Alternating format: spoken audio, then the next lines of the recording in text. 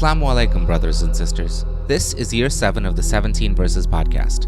I'm your host, Maher Haq. In this podcast, we take a small selection from the Quran every day and recite it to you in plain English, so you can get a small slice of God's word while you go about your day. By averaging 17 verses per day, we're able to break the Quran down into manageable pieces and finish it in 1 year. If you enjoyed the podcast, please help spread the word.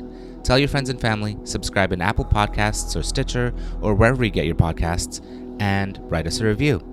Show notes and a transcript can be found at 17verses.com. That's the numbers 17verses.com.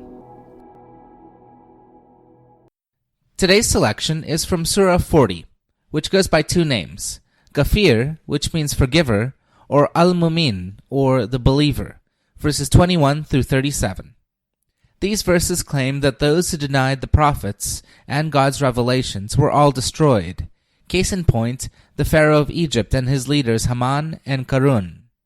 The Pharaoh intended to kill Prophet Moses, but even one of his relatives gave a speech in favor of the prophet.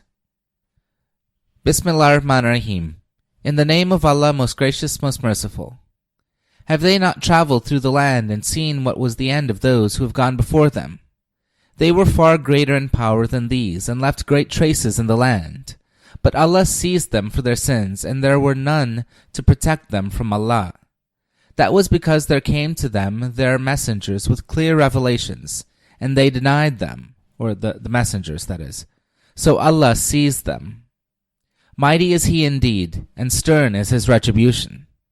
Indeed, we sent Moses with our signs and a clear authority to Pharaoh, Haman, and Qaroon. But they called him a sorcerer, a liar. Then when he brought them the truth from us, they said, "Kill the sons of those who share his faith and spare only their females." But futile were the schemes of the unbelievers. Finally, Pharaoh said, "Let me kill Moses and let him invoke his Lord. I fear that he may change your religion or that he may cause mischief to appear in the land." Moses said, "I have indeed taken refuge in my Lord and your Lord from every arrogant one who does not believe in the day of reckoning." At this, a believer from among the Pharaoh's relatives, who had kept his faith hidden, said, "Will you kill a man merely because he says my Lord is Allah, especially when he has brought you clear signs from your Lord?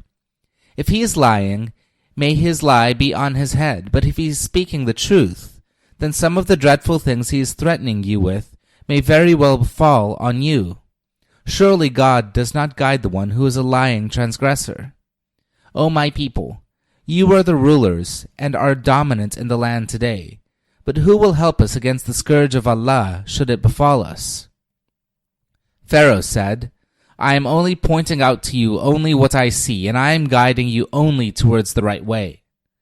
Then the person who was a true believer said, "O my people, in fact, I fear for you the day of a disaster, like what befell prior people, such as the people of Noah, Ad, and Thamud, and those who came after them, and Allah does not intend to wrong His servants.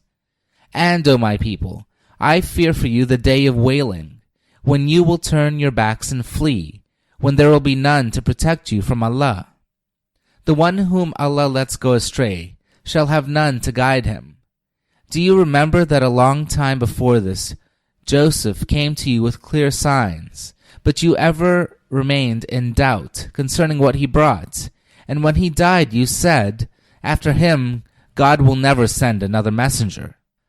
Thus Allah lets go astray the ones who are the doubting transgressors, who dispute the revelations of Allah, having no authority vouchsafed to them.